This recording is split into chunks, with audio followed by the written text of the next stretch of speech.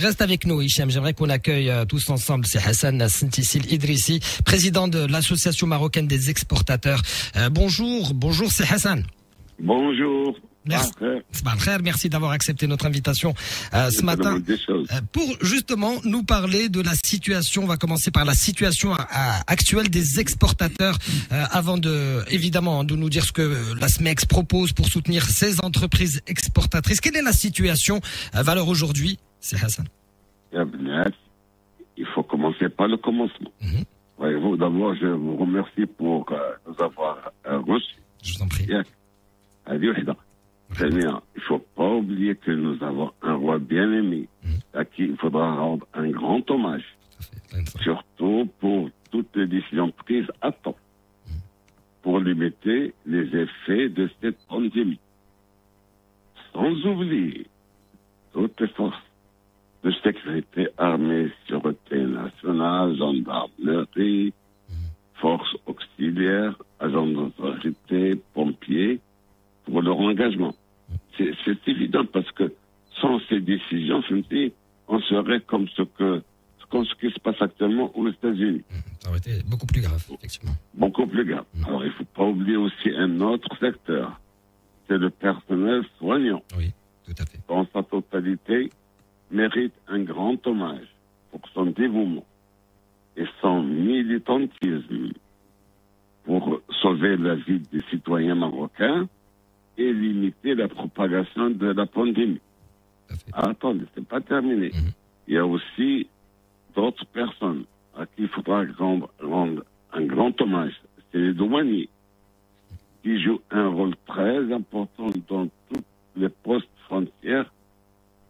C'est ça. Sans également à remercier. Alors, il est vrai que la pandémie a eu un impact très lourd, voire dévastateur sur nos entreprises et sur notre commerce extérieur. Plusieurs unités sont actuellement à l'arrêt en raison principalement et notamment du problème de trésorerie des entreprises. D'ailleurs, c'est l'avenir de nos unités qui est en jeu. C'est l'hécatombe. Cette hécatombe risque d'être traumatisante et irréversible. Voilà. Il faut croire que le Maroc, مازال ربي كيحضيه فهمتي مازال عندنا اولياء الصالحين مازال ربي غادي يفكنا من هذا الصباح.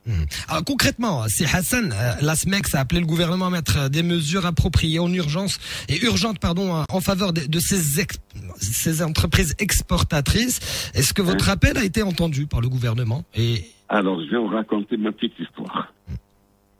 Dès la désignation comment on appelle ça déjà, dès la reprise de la désignation de la cellule de crise, j'ai tout de suite saisi notre ministre des Finances, qui est très gentil. Il m'a rappelé pour me dire que, faute de place, il nous sollicite pour ne pas mettre l'accent sur notre présence. Chose que j'ai pas acceptée. J'ai pas accepté parce que le pont du commerce extérieur est là. Voyez-vous, c'est l'économie du pays. Si vous n'exportez pas, vous n'aurez pas de devises, vous n'aurez pas de quoi payer les importations de la matière première, des besoins nécessaires à la survie du pays. Vraiment, je suis dans tous mes états. Mais qu'est-ce que vous voulez? Mais concrètement, c'est Hassan, vous proposez quoi? Quelles sont vos propositions? Comment soutenir les entreprises exportatrices? C'est Hassan. Lino. Excuse-moi. Je t'en prie, Lino, je t'en prie. Je peux intervenir? Bien sûr, Lino, vas-y. C'est Hassan, bonjour. Bonjour. Bonjour, c'est Hassan. Sidi Labès. Je connais ça. Lino, je voulais... Président Brent Soulek, quels sont les secteurs qui ne sont pas très touchés et qui pourraient continuer à exporter? L'agriculture, par exemple? Je vais pas être métaphorique. Je dirais que cette pandémie a touché tout le monde, tous les exportateurs. pour le moment, ceux qui ont de la matière première et dont le produit est nécessaire aux étrangers, il n'est pas encore touché. Mais ça va pas tarder, ça va pas tarder. C'est pour ça qu'on souhaite, on fait des prières en plus pour que Dieu nous épargne de cette possibilité. Alors, pour le moment, je dirais que la conserve, la conserve de produits de la mer, la conserve de poisson, n'est pas tellement touchée. Mais ça va pas tarder, parce que nos bateaux, les bateaux côtiers ne sortent pas, ne pêchent pas. Alors, donc, quelque part, c'est très important pour nous. Mais autrement, le reste, tout le monde est touché. Et c'est pour ça que la SMEX a réfléchi à une batterie de propositions que j'espère que le gouvernement va prendre en charge tout ça. Alors justement, quelles sont ces propositions, Hassan? Eh bien, écoutez, c'est simple. D'ailleurs, je vous signale qu'avant dès que j'ai eu l'entretien avec vous, j'ai sollicité toutes les associations, leur demandant précisément de me faire part de ce qu'ils ont suivi et ce qu'ils demandent à réduire, n'est-ce pas, à faire. Ben, écoutez, sur le plan des exploitations, ben, écoutez, je vais commencer par les problèmes. Moi, je vous citerai à ce moment-là, si vous voulez, les propositions. Allez-y. Alors, vous avez la perturbation du flux logistique, aussi bien à l'import qu'à l'export.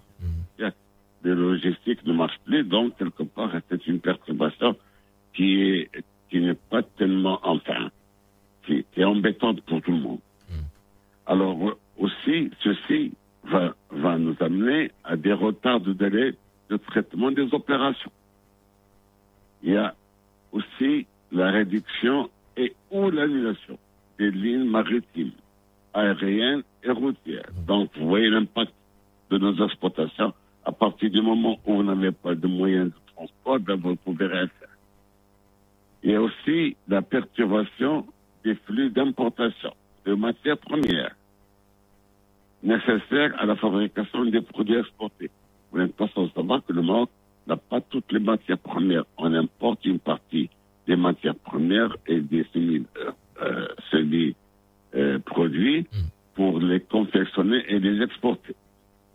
Alors, ces produits sont généralement importés des pays, pour le moment, sévèrement touchés par ce virus. Alors, moi, je voudrais pas être quand même, je souhaiterais être optimiste et demander aux gens de ne pas paniquer, parce que la panique, c'est la fin de tout. Comme on dit, la fin des haricots. Donc, il faut pas paniquer. Il faudra accepter ce qui se passe et faire des prières en plus pour que Dieu nous épargne tout problème supplémentaire. Inch'Allah, bien sûr, les prières. Alors, c'est Hassan. Moi, je vais vous demander de rester avec moi encore une petite minute, le temps de passer une pub, et j'aimerais vraiment connaître les propositions, justement, de la SMEX. راديو مارس إذاعة الرياضة والموسيقى 100%. Vous l'avez tant attendu. Radio Mars, il est 8h14 ce matin, c'est avec Lino Bako, avec Hicham Ben Saïd Alaoui. Notre invité, Hassan Sintisi Idrissi, président de l'association marocaine des exportateurs. Alors, c'est Hassan, on était aux exportations, aux propositions. Oui, mais attention, avant de faire, parce que je n'ai pas de science incluse, personnellement, si je suis président de la SMEX, c'est parce que quelque part, je domine une partie de nos exploitations. Le reste provient de tous les secteurs. Alors là, voyez-vous, dès notre entretien, j'ai saisi tous les membres, n'est-ce pas, et les adhérents de l'association qui m'ont demandé de parler ainsi. Alors, la première des choses, vous vous rendez compte, le Maroc n'a pas une loi relative au commerce extérieur. C'est une loi qu'on appelle 1389. Elle est bloquée depuis 3 ans. Il faut qu'elle sorte. Faute de décret d'application. Il faut que cette loi sorte au plus vite. Il faut qu'on sache où on va. Alors, il faudra aussi que les banques doublent la capacité de crédit à l'export. Je crois que, d'après ce que j'ai lu, je crois qu'ils se sont préparés pour ça et je leur remercie vivement. Alors, aussi, vous savez que nous exportons, et avec un délai de rapatriement de 3 mois, on souhaiterait le porter à 6 mois, ce qui est tout à fait normal parce que ce que nous subissons actuellement, même nos acheteurs le subissent. Donc, quelque part, il faut faire un peu la part des choses.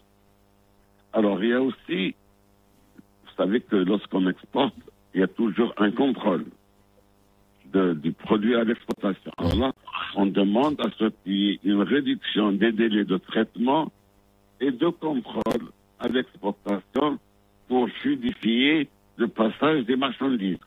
Parce que quelque part, on va contrôler, on nous appelle ainsi de suite. Donc, il faudra fluidifier, il faudra essayer de réduire le délai de traitement.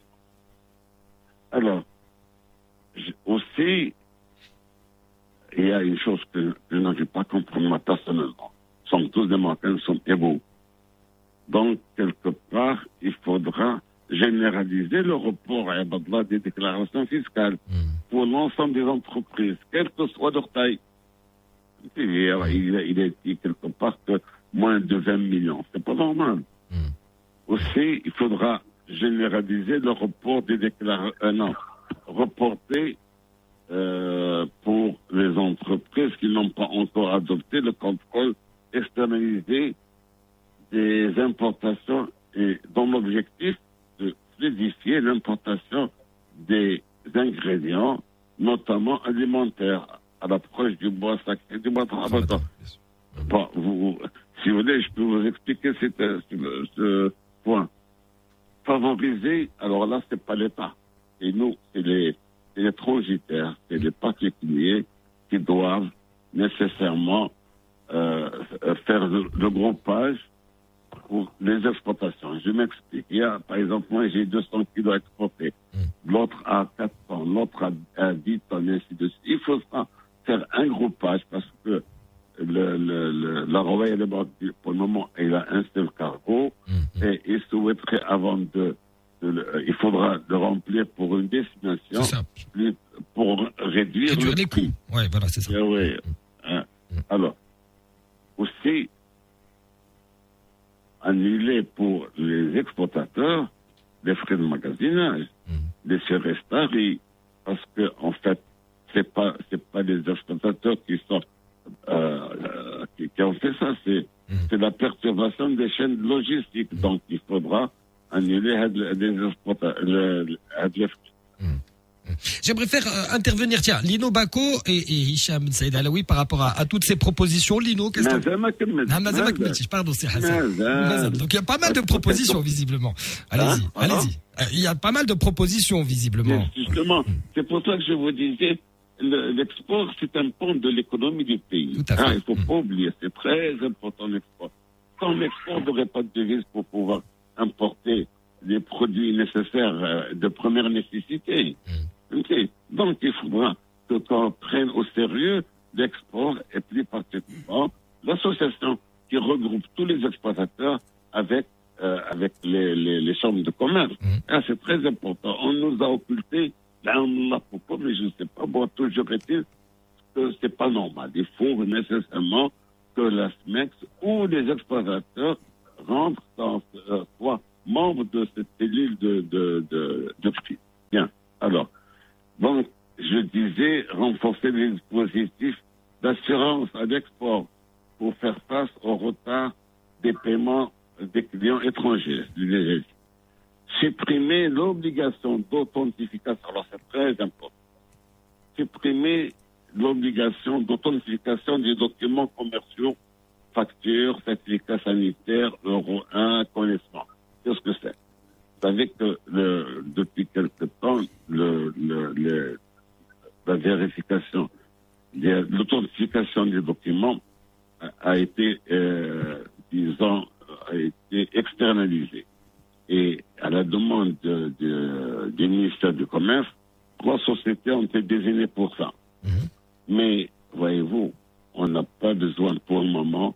Moi, ce que nous proposons, c'est que accepter la soumission des documents sous forme électronique, en ligne au BADR, jusqu'à nouvel ordre, jusqu'à ce que cette pandémie se termine. Parce que c'est de la paperasse pour rien.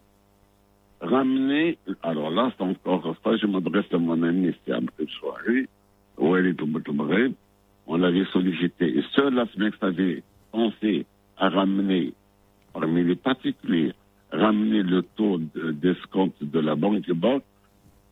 Et ça a été fait, un premier pas a été fait, ça a été ramené de 2,5 à 2. Et là, il faudra nécessairement ramener à plus pour que les financements des entreprises soient un taux réduit. Donc, je disais, je l'implore pour qu'ils ramènent de 2 à 1%. Il y a des pays étrangers, pour ne pas les citer, va y en ramener à 0. Alors, donc, il faut que ce soit ainsi. C'est pour encourager l'exportation. Il y a aussi, alors là, c'est très important, vous savez. Et actuellement, c'est très important. Nous avons des cadres au Maroc. Alors, ces cadres, si leur réalité est à l'arrêt, qu'est-ce qui va se passer? Eh bien, ces gens, les cadres ne vont pas rester, ils ne vont pas toucher le SMIC des Méditerranéens. Ils seront la proie de toutes les unités étrangères qui vont les solliciter. Donc, il y aura, en plus de la pandémie, il y aura aussi le départ des compétences. Alors, pour cela, il faudra qu'on aide au maximum les entreprises pour garder les cadres au Maroc. Empêcher la fuite des cerveaux. Alors, pardon, c'est Hassan. Il y a déjà pas mal de propositions. J'aimerais quand même faire réagir. Lino, je reviens vers vous dans un instant. Lino, Hicham Saïd Alaoui sont en direct avec nous. Alors, Lino, qu'est-ce que tu en penses justement de ce que nous a dit déjà c'est Hassan? Oui, moi, je voulais revenir un petit peu en arrière, Président. Bon. C'est-à-dire que je voulais revenir à la dernière... Tu passes le ballon à l'arrière et non pas devant. C'est pas le principe du football que vous dominez, Lino. Non, mais moi, j'ai joué au rugby. Donc on se fait les passes en arrière. Non, je voulais revenir à la dénonciation, entre guillemets, de l'accord de libre-échange avec la Turquie. Et donc là, à l'époque, vous avez épousé la thèse de Moulay Hafid Lalami, etc. Vous avez salué le ton qu'il avait employé, etc. Bon, ensuite, je confirme. Pardon? Je confirme. C'est ça, il confirme, Lino, c'est ça. Ensuite?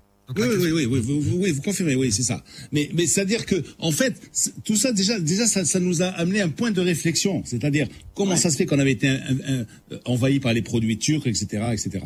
Et là, il faut se référer aussi à une autre chose, c'est-à-dire, l'étude, si vous voulez, du HCP, C'est-à-dire qui dit que finalement, le problème est quoi? Qu'est-ce qu'il dit, le Haut Commissariat au Plan? Il dit que, on a très peu de valeur ajoutée dans notre export. Il le dit, ça. C'est vrai aussi. Et c'est vrai que sur certains secteurs, finalement, il y a très peu de valeur ajoutée de notre part. Je préfère ça sur certains secteurs. Mais d'autres secteurs, ils ont une valeur sur certains secteurs, je dis. Voilà. C'est tout à fait normal parce que nous avons industrialisé 2, 3 ou 4 secteurs. Il faudra qu'on industrialise toutes les exportations. L'industrie est pour le moment très réduite. Il faudra mettre l'accent, et je dirais qu'il ne faudra pas un plan Marshall, mais presque un plan pour diversifier l'industrie. Il ne faut pas qu'on s'arrête à 3 ou 4 secteurs. Et lesquels secteurs dépendent, les secteurs dépendent précisément des importations de pièces détachées ou de matières premières de l'étranger. Et ça, vous savez, on ne peut pas faire, le monde ne sait pas faire ça. On est toujours comprenez. Donc, quelque part, moi, je confirme ce qu'avait dit Moulay Hafid. Et justement, ça fait partie de ce qu'on pense. Il faut interdire toutes les importations qui ne sont pas nécessaires pour le moment au pays. Voyez-vous? Il faut les interdire. Je dis momentanément. Momentanément, il faudra les interdire. C'est très important. Alors, si vous permettez, je continue parce que j'ai d'autres choses à parce que vous demander. c'est Hassan, parce que j'ai une question aussi de Hicham Ben Saïd Alaoui qui voulait à tout prix intervenir et juste ensuite on enchaîne avec toutes les propositions. Hicham Ben Saïd Alaoui.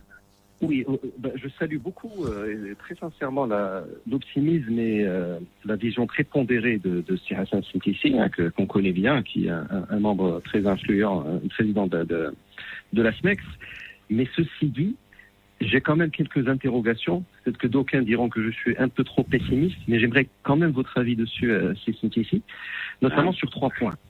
Le premier, c'est que, vous le savez mieux que moi, une crise n'est jamais vierge, comme je l'avais dit dans mon introduction. Oui. C'est-à-dire que le monsieur, par exemple, qui a une usine d'exportation de conserves, le même monsieur, dans les années un peu meilleures économiquement, il a acheté des titres en bourse qui ne valent plus ce qu'ils valaient. Il avait des dépôts bancaires qui peut-être sont en train de s'étioler parce qu'il a des charges et il n'a pas de rentrée au niveau qu'il avait avant. Il a peut-être acheté des terrains qui se sont dégradés. Donc, une crise, je comprends que des sous-secteurs d'activités spécifiques s'en sortent mieux, mais si on les replace dans une configuration globale, les mêmes personnes finissent par souffrir. A fortiori que, si nous avons à l'international, tout simplement, indépendamment même de notre offre, il faut voir également à qui on va vendre.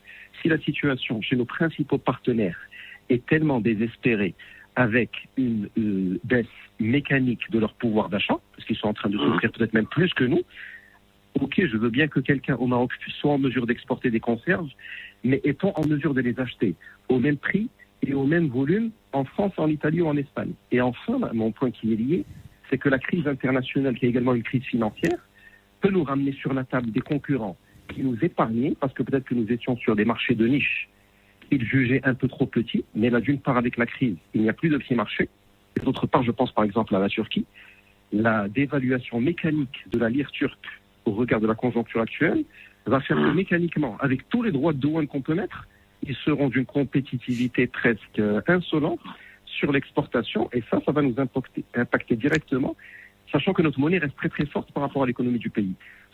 Globalement, si vous voyez un peu tout ça, comment vous voyez l'avenir des exportations écoutez, je vais vous ramener quelque chose à une étude qui a été terminée tout récemment par la SMEC.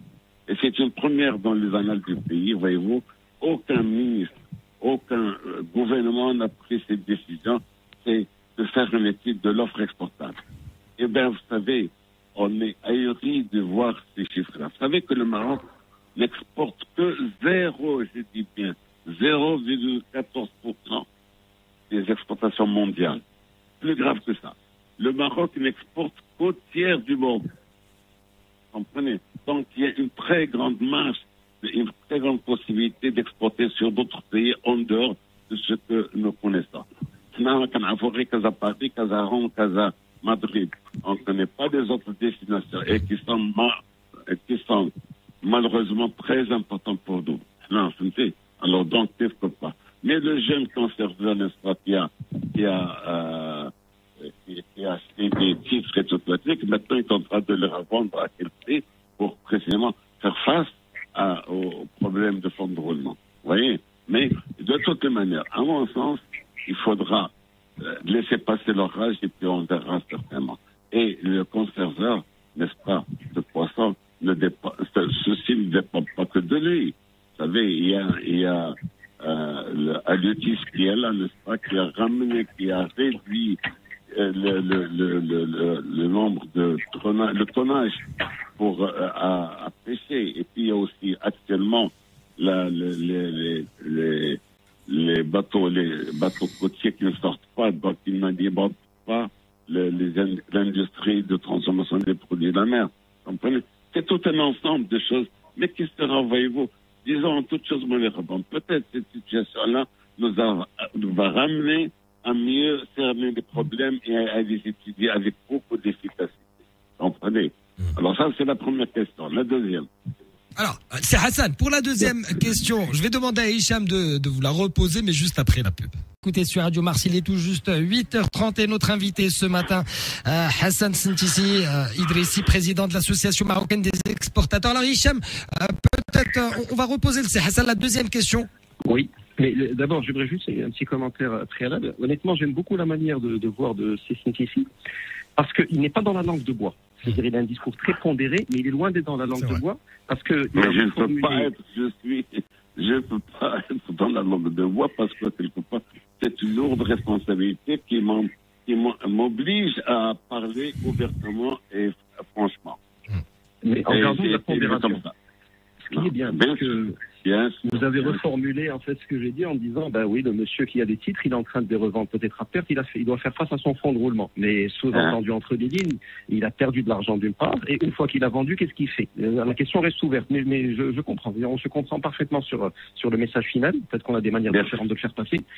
Merci. Sur le deuxième volet de ma question, c'était très trivialement, quand les gros bras, j'entends des économies un peu plus développées avec leurs 800 ou 850 milliards de dollars de PIB, vont vouloir sortir de la crise, je pense par exemple à la Turquie, d'une part, elles vont investir des secteurs. Il n'y aura plus de calcul parce qu'elles devront reconstruire leur économie exactement comme nous. Elles vont investir des secteurs et devenir nos concurrents. Et en plus, comme elles ont des monnaies qui sont très, très dévaluées, la lire turque par exemple, et on peut penser également au rand sud-africain, beaucoup de monnaies, même à la livre égyptienne. Là, pour le coup, s'ils ont des monnaies aussi faibles, quelles que soient les taxes qu'on leur impose, les droits d'importation, même leur coût de structure important, on ne pourra pas faire le poids économiquement quand il s'agira d'exporter. Oui, vous savez que même notre monnaie, je ne veux pas le prier sur les toits, est en train de se désapprécier. C'est vrai, notre monnaie, hein? Donc, quelque part, c'est pas à la même vitesse.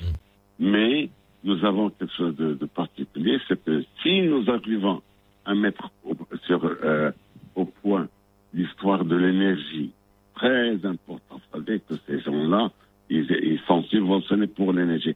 Là, on ne demande pas de subvention pour l'énergie. On demande à l'autorité, aux décideurs, de nous laisser, d'ailleurs, Sa Majesté a été imaginative dans cette histoire-là pour utiliser l'énergie solaire et l'éolienne. Voyez-vous, si on nous autorise à travailler dans ce sens de façon claire, eh bien, notre énergie sera à 0,35 dans 2, 3 ans, 4 ans. Ben, c'est très important dans la fabrication d'un produit. Donc, premièrement. Deuxièmement, il y a la proximité aussi. Et puis, l'appartenance. Nous sommes africains et nous devons nécessairement travailler pour et avec les Africains. Des win-win. Donc, quelque part, nous sommes très, très aimés par les Africains. C'est pas parce que nous sommes marocains, c'est parce que la politique de sécurité a été très claire et qui a amené tous nos anciens ennemis, n'est-ce pas, à nous respecter et aller de l'avant. Il y a d'autres éléments qui rentrent en ligne de jeu. Ne croyez pas que c'est parce qu'ils ont un PIB de 800 ou 900 milliards de dollars qui vont nous devons faire. On a la possibilité, mais il faut qu'on travaille sérieusement. Il faut pas. Il y a les autorisations pour lever le petit doigt. Il faut demander une autorisation pour faire ça. Il faudra libérer, comme ce que font les autres pays, et le commerce, l'industrie, je ne sais de façon. Et puis maintenant que nous avons la certitude que les banques, d'ailleurs, moi n'oubliez pas que j'étais un ancien banquier, je suis un produit de la BMCE. N'oubliez pas que les banques ont toujours joué le jeu. Hein.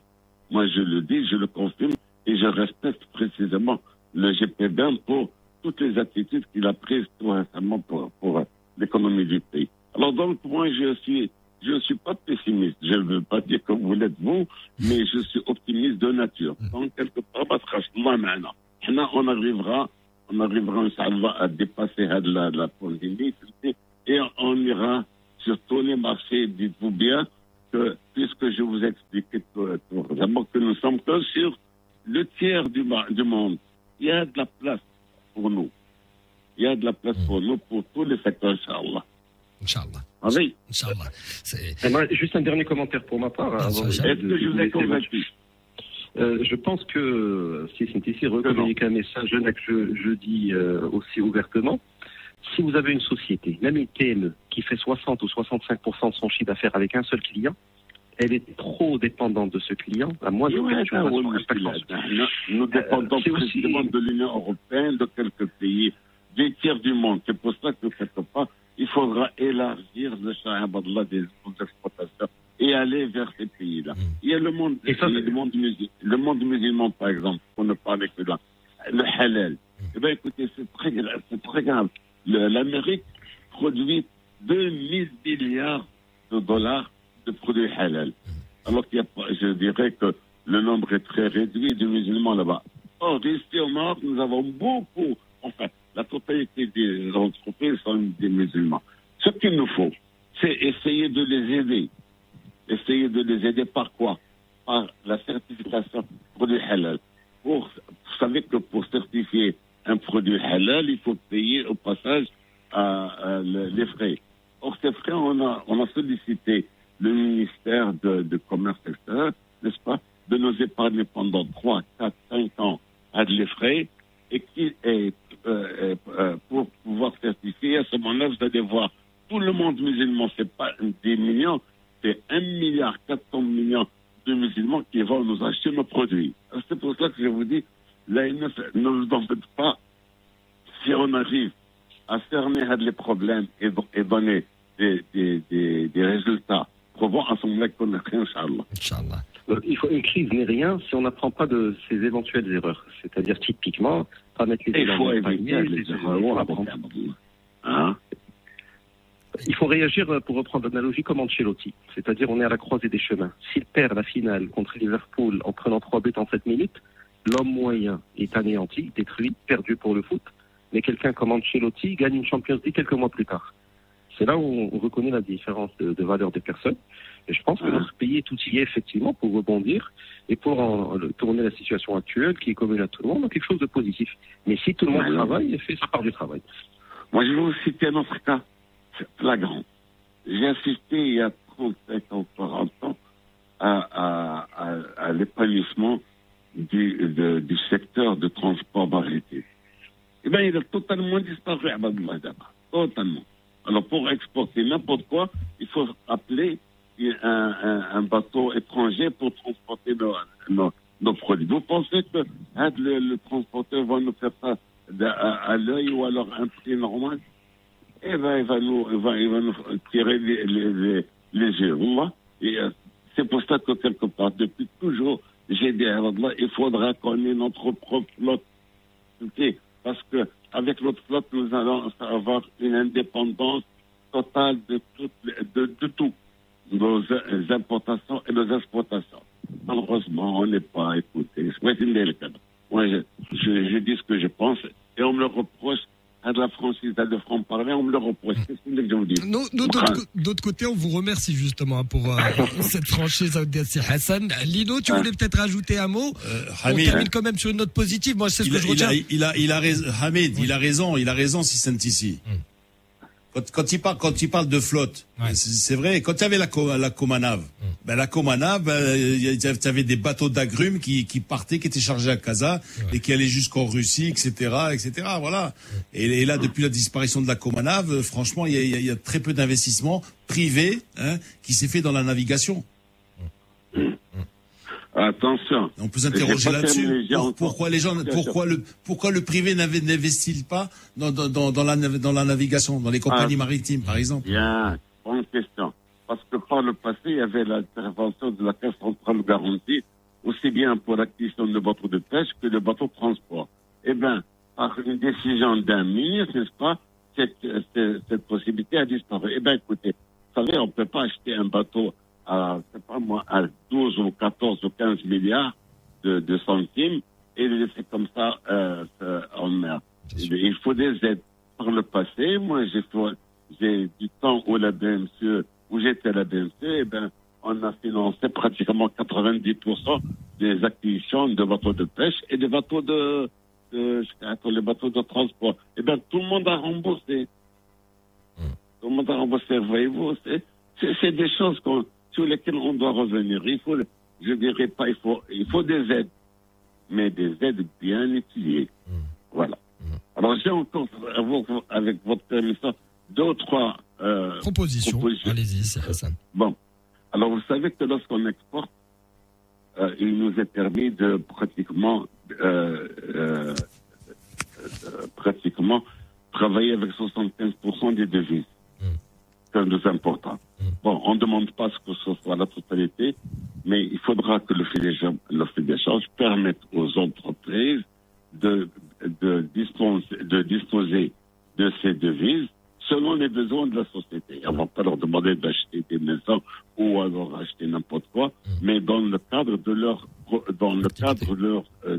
leur secteur. Alors, je vais vous dire une chose qui va pas vous plaire, mais je vous le dirai quand même. Vous savez, la SMEX avait invité, a été honorée par la présence des deux ministres.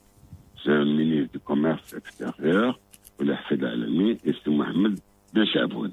C'était parce qu'ils voulaient annuler tous les avantages pour les exportateurs. Alors, on nous a dit que il faut accepter parce qu'on doit sortir de la liste de crise et qu'on aura des compensations. Eh bien, nous n'avons ni compensation ni sortie de la liste de grise. Alors, lorsqu'on a relevé ça, on nous a dit, eh bien, écoutez, c'est pour ça que nous sommes dit, il fallait que cette décision, bien qu'elle soit votée par le Parlement, il faut qu'elle soit concomitante. Je me la liste grise ou annuler. C'est pas des avantages, voyez-vous, c'était des choses qui étaient en place par nécessité. Et ben voilà. On a marqué la liste grise et maintenant nous n'avons plus rien à payer parce qu'il y a cette crise qui est là. Alors c'est pour ça que quelque part on demande à ce que la loi de finances soit rectifiée au plus vite, n'est-ce pas, pour encourager les gens à s'industrialiser et à exporter au maximum sur les deux autres tiers du monde. Alors aussi, il y a la fluctuation du dollar, comme je l'ai dit. Bon, ceci est dit autant, mais ça s'arrange. Alors aussi, il faudra, comme je dis, interdire totalement toute importation de produits fabriqués au Maroc. C'est pas possible. On importe des choses, on importe des stylos, des cravates, des costumes, on importe des choses qui ne sont pas nécessaires pour le moment. C'est-à-dire, il faudra dire, pour le moment, c'est une période de crise. Attendons que ces crises passent, on peut se permettre le luxe d'importer ce genre de choses. Alors là, je vous dis que cette liste n'est pas limitative. D'autres idées ou mesures seront proposées dans les jours qui viennent et je me ferai un plaisir, dans la mesure du possible, de reprendre langue avec vous, n'est-ce pas, de mars, pour que notre voix soit portée à tout le monde. Et je vous remercie bien vivement.